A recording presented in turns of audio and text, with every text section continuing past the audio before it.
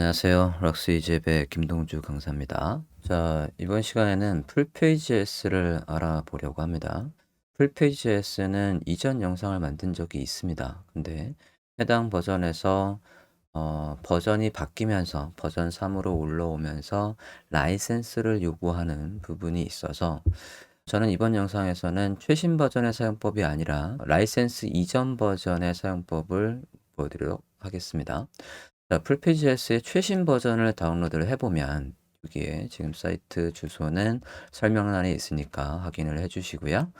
다운로드 눌러서 최신 버전을 다운로드 해보겠습니다. 자, 다운로드한 거 압축을 풀어보면 기본적으로는 얘들의 사용 설명은 이 example 안에 모두 있습니다. 가장 기본적인 거 맨 밑에서 심플을 한번 브라우저에서 열어보겠습니다. 브라우저에서 열어보면 화면과 같이 이렇게 스크롤 했을 때 스크롤링이 이렇게 되는 풀페이지가 활성화되어 있고 F11을 눌러보면 여기에서 버전 3부터는 라이센스가 바뀌어서 여기에 라이센스 키가 반드시 있어야지 요 에러 메시지가 사라져요. 기능상의 차이는 없고 요 에러 메시지가 나타나고 안 나타나고 그 차이가 있습니다. 자, 저 에러 메시지가 싫어서 얘를 사용하기가 조금 꺼려진다 하시는 분들을 위해서 이전 버전의 사용법을 설명드리도록 하겠습니다. 자, 일단 이전 버전을 다운로드를 해보겠습니다. 해당 사이트에 가서 여기 GitHub 이 부분에 링크를 타고 가보겠습니다. 지금 현재 버전은 3.10 버전인데 여기에 73의 릴리즈가 있다고 돼 있어요. 들어가 보겠습니다. 들어가서 여기 3.0 버전부터 라이센스가 생겼으니까 넥스트 눌러서 297 버전 얘를 클릭해 보겠습니다. 자, 이 녀석을 클릭을 하면 여기에 소스 코드를 다운로드 할 수 있습니다. 소스 코드를 클릭해서 다운로드를 해볼게요. 자, 이제 요거는 이전 버전입니다. 라이센스를 요구하지 않는 이전 버전이라서 해당 압축을 풀고 안에 들어가서 똑같이 example 안에서 샘플을 브라우저에서 열어보겠습니다. 잘 작동하고 있고 F12 눌러서 콘솔 보면 에러가 없어요. 자, 저렇게 콘솔에 깔끔하게 유지되는 요걸 이용해서 풀페이지 JS의 사용법을 다시 설명드려 볼까 합니다. 자, 저는 지금 요 다운받은 걸 활용해서 이 페이지는 일단 다시 뒤로 가서 매뉴얼을 그래도 참고를 할 거예요. 매뉴얼의 사용법이 297 버전과 지금 최신 버전의 차이점이 그닥 없습니다. 그래서 필수 기능만 소개하는 때는 여기에 이 설명서 부분을 참조해서 작성을 해보도록 하겠습니다. 자, 저는 풀페이지 폴더를 하나 만들었고 거기에 인덱스 HTML이 있는 상태예요. 해당 폴더를 비주얼 스튜디오 코드에서 폴더 열기로 한 상태입니다. 자, 이렇게 있고 자, 필요한 소스를 이 폴더로 복사를 해오겠습니다. 아까 297 버전에서 필요한 건 요 두 개입니다. 풀페이지의 CSS와 풀페이지 JS 저 부분을 이렇게 복사해서 오겠습니다. 자, 그러면 이제 여기 있는 걸 활용해서 풀페이지 라이브러리 사용법을 설명하겠습니다. 자, 인덱스 HTML이 있습니다. 인덱스 HTML에 느낌표 해서 기본 문서를 만들어 보겠습니다.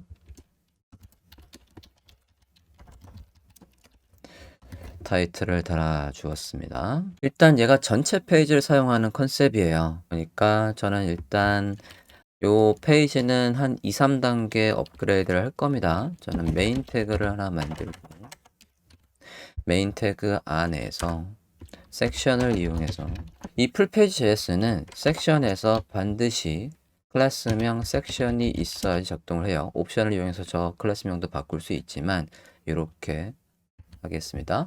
그리고 이 메인에 얘를 선택하기 편하게끔 일단 풀페이지라고 얘도 바꿔보겠습니다. 이후에 스크립트에서 이 대상도 변경할 수 있습니다. 자, 섹션을 하나 지금 제가 Shift Alt 눌러서 아래로 복사를 하겠습니다. 둘, 셋, 넷, 5개 정도 만들까요?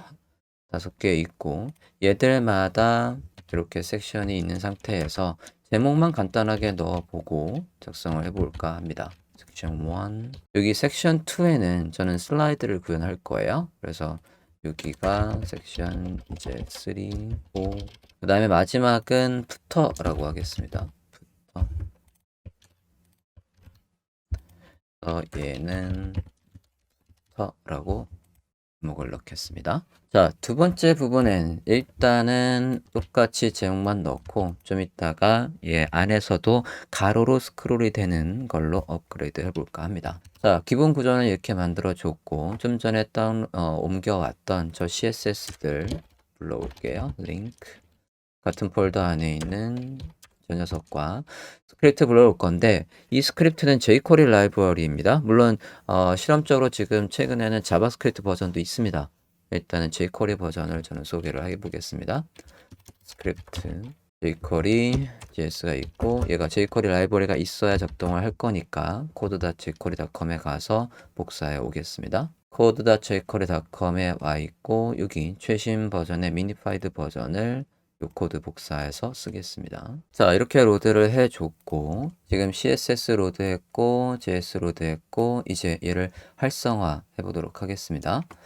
편의상 여기에서 main.js를 불러오도록 하겠습니다.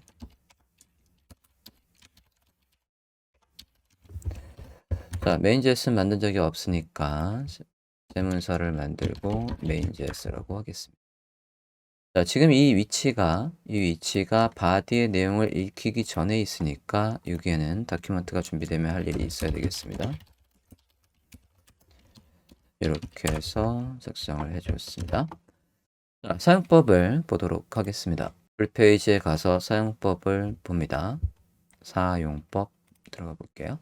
사용법은 지금처럼 이렇게 CSS가 로드되어 있고 풀페이지 로드되어 있고 그 상태에서 이런 식으로 요소를 감싸는 id가 있다라고 한다면 그 id에다가 이런 식으로 작성을 해주면 된답니다.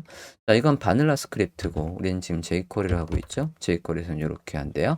저는 지금 이 부분의 코드를 쓴 거니까 이 부분만 확인해서 쓰려고 합니다. 자, 일단 코드를 복사해 보겠습니다. 해당 부분만 복사해서 써보도록 하죠. 그리고 들어와서 쳐넣겠습니다. 자, 일단 옵션 하나도 없이 기본적으로 오토 스크롤링 true, 스크롤 horizontal링 true라고 되어 있는 상태인데요. 브라우저 하면 확인을 해보겠습니다. 현재 상태에서 라이브 서버로 확인을 해보겠습니다. 자, 지금 보면 제가 이제 스크롤 해보겠습니다. 이렇게 잘 움직이고 있어요. 위아래로 이동을 잘 하고 있습니다. 이렇게만 해도 충분히 활용할 수 있는데 여기에서 이제 업그레이드를 조금씩 해보려고 합니다. 옵션을 이용해서 업그레이드를 해볼게요. 첫 번째는 우측에 내비게이션이 나오게 해보고 싶어요. 내비게이션의 옵션을 추가해 보겠습니다. 내비게이션의 true라고 하겠습니다. 얘 위치도 변경할 수가 있어요. 내비게이션의 포지션 에서 저는 오른쪽에 나오게 해보겠습니다. 그러면 화면과 같이 우측에 이렇게 내비게이션이 생성됐습니다. 사용법에서 보면 제가 지금 옵션, 여기 옵션에 가볼게요. 옵션에서, 옵션에 보면 여기 내비게이션을 한 겁니다. 컨트롤 F에서 내용 검색에서 내비게이션을 찾아봤어요. 자, 다시 보겠습니다. 자, 이번에는 지금 제가 푸터가 보통 사이트의 푸터는 이렇게 한 화면을 다 차지하지 않고 한 이 정도 공간만 있을 거란 말이죠. 푸터가 이 정도 공간을 쓰게 하려면 지금은 무조건 모든 내용들이 브라우저의 높이에 맞춰서 얘가 자동으로 검사를 잠깐 해보면 이 라이브러리가 돌아가면 이 풀페이지 라이브러리 돌아가면 이런 식으로 얘의 높이가 지금 제 높이가 여기서부터 여기까지의 높이가 969래요. 그래서 사용자의 브라우저 높이를 확인해서 그 높이를 얘한테다가 주는 겁니다. 근데 푸터도 똑같이 주고 있으니까 얘가 푸터가 새로운 높이를 다 쓰고 있어요. 자, 높이를 좀 다르게 자동으로 안에 있는 요소의 높이에 맞춰서 만들고 싶으면 사용법에 보시면 지금 구역을 더 작게 크게 만들기가 있습니다. 해당 부분을 보면 작게 만들고 싶은 부분에다가 클래스명 fp auto height라는 걸 넣으면 된대요. 그걸 추가해 보겠습니다. 저걸 푸터에 추가하겠습니다. HTML에 가서 여기 푸터 옆에다가 추가를 해 보겠습니다. 브라우저면 볼게요. 그러면 다시 새로 고침을 하고 내려보면 부터가 이제 이 부분부터가 해당 높이만큼만 잘 쓰고 있는 걸 확인할 수 있습니다. 그 다음에 추가할 기능은 지금 오른쪽에 이 내비게이션 가지고도 이 화면을 이동할 수 있지만 저는 메뉴가 있어서 상단에 메뉴가 있어서 메뉴를 클릭해도 얘들 위치로 가게 하고 싶어요. 그러면 HTML에 가서 메뉴를 좀 만들어 보겠습니다. 메인 태그 위에다가 헤더 안에 내부 안에 UL 안에 리스트를 지금 5개 만들어야 되겠죠? 5개 하고 A 태그 이런 식으로 태그를 생성해 보겠습니다. 자, 태그를 이용해서 이동을 하려면 다시 매뉴얼에 사용법이 있습니다. 여기 메뉴에 다시 올라가서 사용법에 보시면 구역 또는 슬라이드로 가는 링크 만들기 부분이 있어요. 해당 사용 설명서를 보겠습니다. 자, 그러면 이런 식으로 데이터에 앵커해서 넣으라고 되어 있는데 이 데이터의 앵커의 스타일은 요거는 버전 3의 사용법이에요. 우리가 지금 버전 297 버전을 쓰고 있지 않습니까? 버전 297에서 example에 가보면 메뉴와 관련해서 내비게이션 앵커가 따로 메뉴가 없고 저는 그러면 콜백에 있는 걸 한번 볼게요. 콜백을 더블 클릭해 보면 이런 식으로 상단에 메뉴가 있어요. 그러면 얘를 클릭해서도 지금 이동을 하고 있습니다. 그러면 해당 부분의 코드를 살펴보면 얘를 노트패드로 한번 열어볼게요. 살펴보면 여기에 지금 이런 식으로 데이터의 메뉴에 앵커라고 되어 있고 그 안에 A 태그 이런 식으로 구현이 되어 있습니다. 자, 저 문법 지금 297 버전을 쓰고 있는 거니까 이거에 맞춰서 구현을 해보도록 하겠습니다.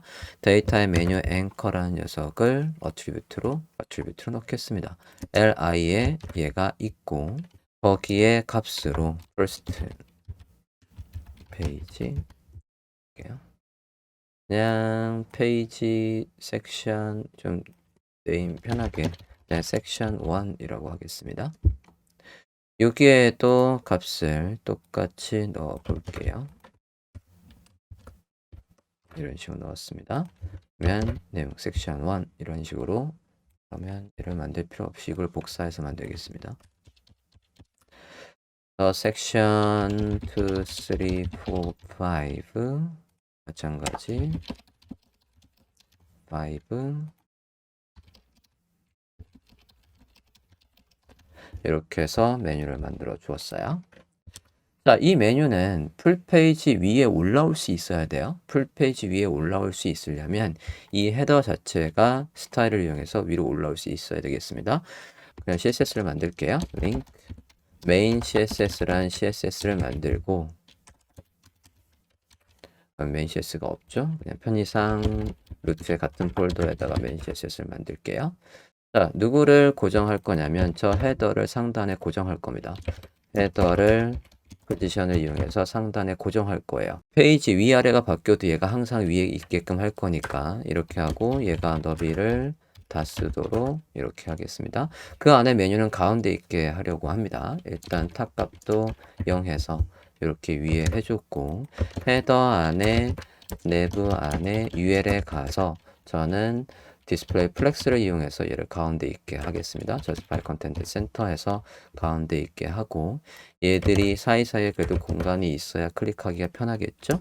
li에 가서 간격을 줄게요. 마진 해서 사이사이에 공간이 40픽셀 되게 좌우에 20의 공간을 줬어요.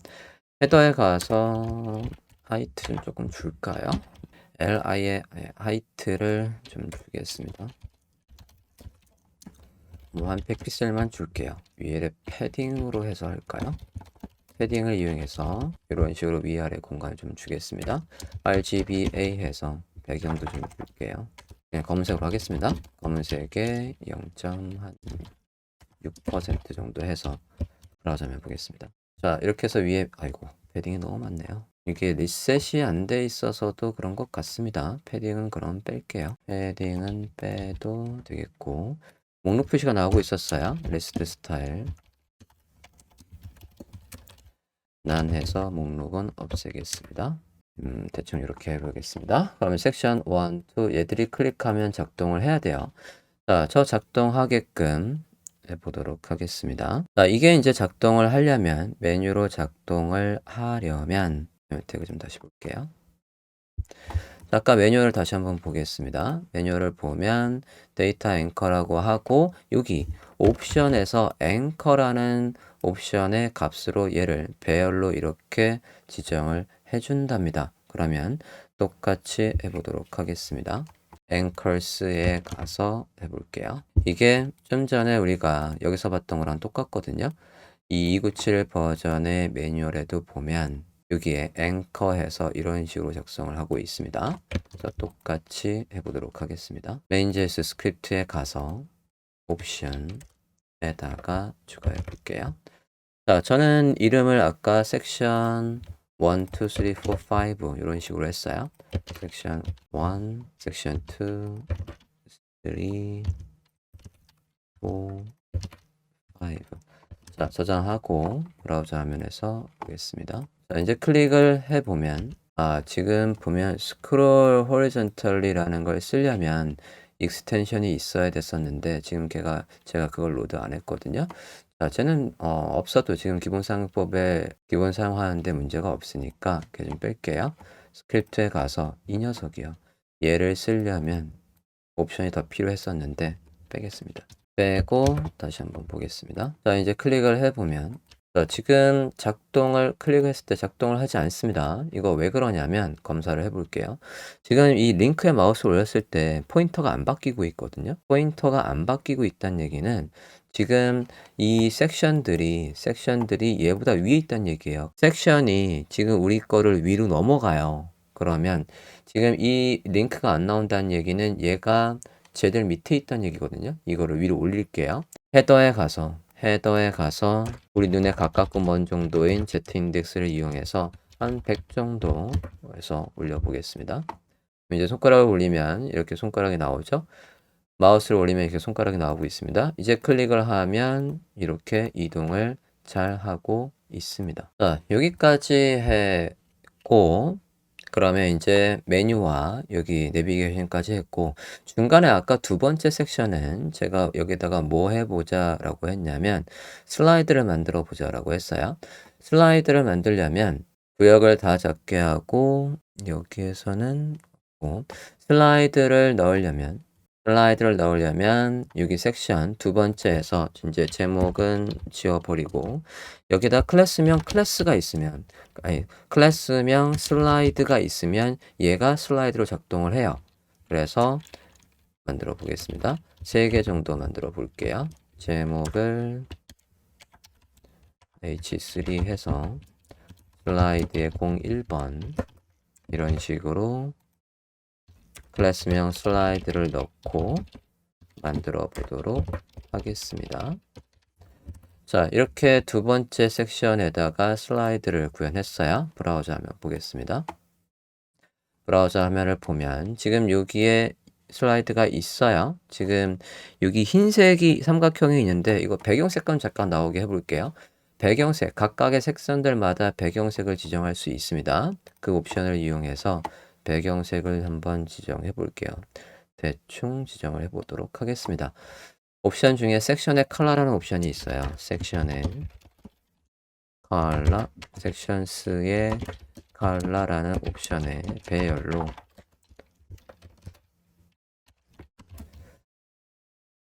회색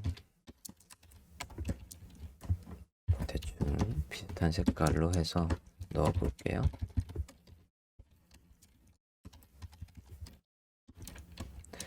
마지막은 뭐 흰색으로 이렇게 한번 해보겠습니다. 저장하고 브라우저 화면 볼게요. 브라우저 화면 보면 이제 색깔 나오고 있죠? 색깔 나오는데 좀 전에 두 번째 섹션을 보시면 이런 식으로 슬라이드가 되어 있어요. 두 번째 섹션은 이렇게 슬라이드까지 구현을 하실 수 있습니다. 자, 마지막으로 이제 슬라이드가 이동한 다음에 우린 지금 여기에서 만약에 이렇게 이동을 한 다음에 여기에서 또 다른 얘가 활성화됐을 때만 또 다른 일을 시키고 싶다라고 한다면 지금 이런 제목들이 그냥 나와 있는데 기본적으로는 얘들이 활성화되어 있는 요소에 액티브를 다 넣어주고 있어요. 이런 식으로 지금 제가 섹션 3를 보고 있으면 섹션 3에 액티브가 있어서 액티브가 있을 때 이 녀석이 안 보이다가 보이게 해. 뭐 그런 건 기본적으로 할 수 있습니다. 더불어서 메서드를 이용해서 이 안에서 함수를 이용해서 뭔가 다른 일을 시키고 싶다라고 한다면 그럴 때 쓸 수 있는 거 보도록 하겠습니다. 기본적인 사용법은 아까 297 버전에서 이 콜백이라는 녀석의 코드를 참조하시면 여기에 떠나면 그래서 슬라이드 섹션이 이동한 다음에 그 다음에 슬라이드 이건 아까 두 번째 섹션에 우리가 슬라이드를 만들었지 않습니까? 슬라이드가 떠나면 슬라이드가 다 이동을 해서 그 이후에 뭐 할 일이 있다라고 한다면 슬라이드가 이건 이전 슬라이드를 얘기하는 거고 만약에 슬라이드가 이동한다면 얘를 쓸 수 있어요. 그래서 여기에서 자주 사용하는 것들이 뭐가 있겠냐면 on 슬라이드 해서 슬라이드 이제 섹션에 도착을 하면 그걸 구분하는 게 after load예요. after load를 이용해서 섹션에 도착했을 때 그 섹션의 인덱스 번호를 활용해서 또는 앵커의 링크를 활용해서 뭔가 일을 할 수 있습니다. 간단하게는 그냥 저는 구분이 되게끔 콘솔에서 콘솔 로그에서 인덱스 번호가 찍히는 거 정도만 확인을 해볼까 합니다. 두 가지를 확인해 볼 거예요. 애프터 로드랑 그리고 아까 슬라이드가 이동을 한 다음에 이 녀석을 활용해서 해보도록 하겠습니다. 콜백 안에 있는 요걸 그대로 복사해서 써볼게요. 일단은 섹션을 이동한 다음에 다 버리고 여기서 쓸 수 있는 거 요 인덱스 번호 콘솔에서 현재 섹션은 이라고 해서 찍어 볼게요. 현재 섹션 번호는 이라고 해서 콘솔에 찍히게 한번 해보겠습니다. 저장하고 브라우저 화면에서 볼게요. F12 눌러서 콘솔을 보도록 하겠습니다. 자, 브라우저 화면 보고 있고 콘솔 창 열었어요. F12 눌러서 콘솔, 엘리먼트 아니고 콘솔을 보고 있습니다. 현재 섹션 이렇게 제가 이동을 하면 현재 섹션 번호가 이런 식으로 나와서 현재 섹션 번호가 만약에 1이라고 한다면 만약에 2라고 한다면 마지막이라고 한다면 다른 효과를 넣을 수 있다는 얘기입니다. 저걸 가지고 그래서 활용을 한다라고 하면 이 섹션의 인덱스 번호가 뭐 이런 식으로 해서 저 인덱스 번호가 예를 들어 뭐 지금 끝이 4번이거든요. 끝이 5번이거든요. 5와 같다면 마지막입니다. 라고 해서 뭐 얼럿을 띄우든 경고창을 띄우든 뭐 할 수 있겠죠. 이렇게 한번 써볼게요. 자, 브라우저 화면을 보고 있고 섹션 2, 3, 4, 5에 가면 마지막입니다. 라고 해서 이렇게 메시지를 띄워주고 있어요. 그거 말고도 뭐 다른 효과들을 넣을 수 있다는 얘기죠. 일단 이제 주석 처리 해보겠습니다. 그리고 또 쓸 수 있는 게 우리가 두 번째 섹션에서 여기에 이렇게 슬라이드를 만들었거든요. 이 슬라이드의 번호를 이용해서도 얘도 슬라이드가 활성화하면 브라우저 화면 좀 볼게요. 여기에서 검사를 해보면 이것도 슬라이드 활성화되어 있는 슬라이드 번호에는 액티브가 이런 식으로 들어와요. 그래서 액티브가 들어왔을 때 그 안에 요소들이 슥슥 나타나게끔은 CSS로 작성을 해주시면 되겠고 여기에서 저 인덱스 번호를 가지고도 또 뭔가 할 일이 있다라고 하면 아까 뭐였습니까? 애프터 슬라이드의 로드 이걸 이용해서 할 수 있대요. 복사해서 콤마하고 넣었고 얘도 콘솔을 이용해서 현재 활성화되어 있는 슬라이드 번호는 이라고 해서 써보도록 하겠습니다.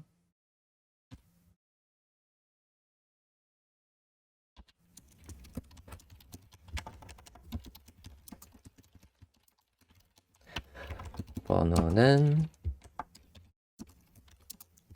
현재 슬라이드의 번호가 얘입니다. 슬라이드 인덱스라는 저 매개 변수를 쓸 수 있다는 얘기예요. 검사하고 브라우저 화면에서 F12 열어서 보시면 제가 이제 여기 좌우 버튼을 클릭했을 때 이렇게 슬라이드 번호가 나오고 서 슬라이드 번호를 가지고 뭔가 할 일이 있다라고 하면 스크립트 이 부분에서 아까 if문 이런 식으로 해서 if문을 짜서 내가 원하는 번호에 도달을 했다면 뭐 또 다른 함수를 이용해서 효과를 만드실 수가 있겠습니다. 자, 요게 기본적인 297 버전을 활용해서 라이센스 다시 한번 F12 눌러보면 여기 콘솔에 어떤 에러도 없죠?